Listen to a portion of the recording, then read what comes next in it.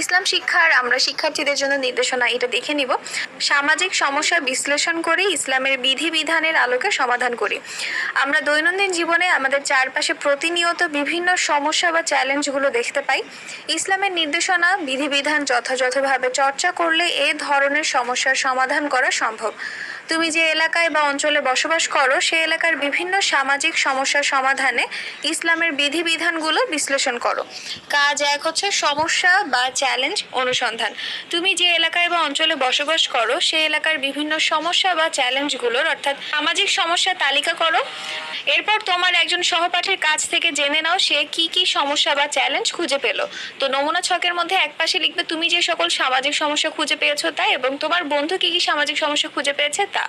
এরপরে কাজ 2 হচ্ছে সমাধানযোগ্য সমস্যা নির্বাচন ও পরিকল্পনা প্রণয়ন।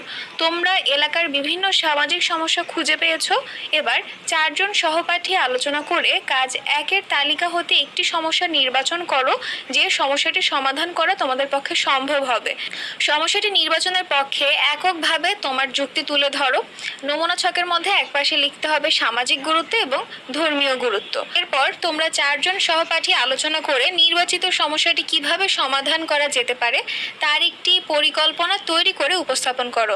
সমস্যা বা চ্যালেঞ্জের নাম লিখবে। এরপরে হচ্ছে সমাধানের উদ্দেশ্য, মানে তোমরা কেন এটা সমাধান করতে চাচ্ছ।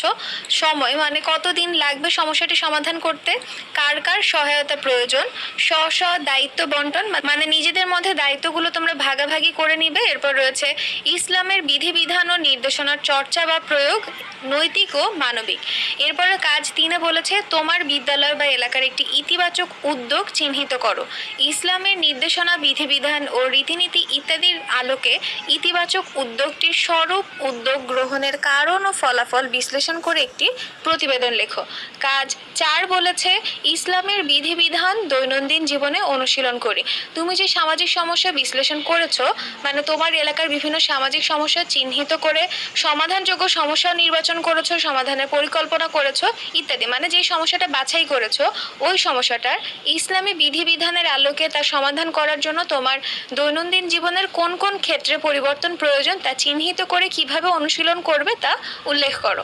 তো তোমাদের 9ম শ্রেণীর ইসলাম শিক্ষা এটাই হচ্ছে ষান্মাসিক সামষ্টিক মূল্যায়নের জন্য রয়েছে।